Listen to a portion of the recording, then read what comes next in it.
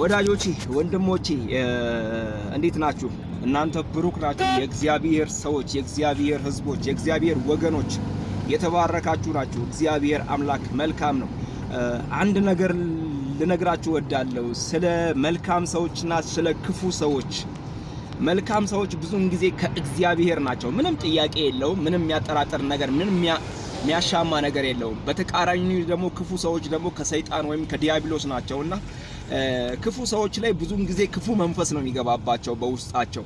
በመጽሐፍ ቅዱስ ላይ ክፉ ሰው ወይም ደግሞ ክፉ መንፈስ የገባበት ሰው ብናይ አንድ ሳኦል የሚባል ንጉስ ነበርና በእስራኤል ላይ የነገሰ ንጉስ እግዚአብሔርን አልታዘዘም። እግዚአብሔር አምላክ አማሌቃውያን ጋር ሄደ አጥፋልኝ ሲለው የሰባውን ለአይኑ ያማረውን መልካሙን ወይም ደግሞ የሆነ በአሁኑ ሰዓት ወፍራሙን የተመቸውን ብር ያለውን የሚያስጠጋውን ሲያዩት የሚያሳዝነውን ይሄ የሚጎመጀውን ቦምቦሊኖ የመሰለውን ፊት አስቀርቶ ድሃውን ወይም ደግሞ መጥፎውን የሚለውን ለአይኑ ያማረውን አጠፋው።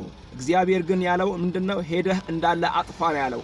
የሰባውን ለአይኑ ያማረውን አስቀመጠም። ይሄን በማድረጉ የእግዚአብሔርን ትእዛዝ ተላለፈ። የእግዚአብሔርን ትእዛዝ ሲተላለፍ ሳኦል ለእግዚአብሔር አልታዘዘምና የእግዚአብሔርን ትእዛዝ አቃለለ። ወይም ደግሞ የእግዚአብሔርን ትእዛዝ ስላልታዘዘ እግዚአብሔር አምላክ ሳኦልን ናቀው። ሳኦልን ከናቀው በኋላ ከዚያም በኋላ እንግዲህ ከሳኦል በኋላ መንገስ ያለበት ሌላ ንጉስ ነበርና ያ ንጉስ ከመጣ በኋላ መዝሙረኛው ዳዊት ወይ ንጉስ ዳዊት ከመጣ በኋላ ሳኦል በዳዊት ላይ ክፉ ሆነበት።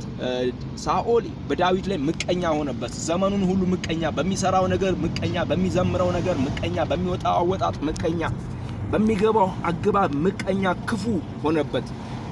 አንድ ነገር ግን መጽሐፍ ቅዱስ ይናገራል።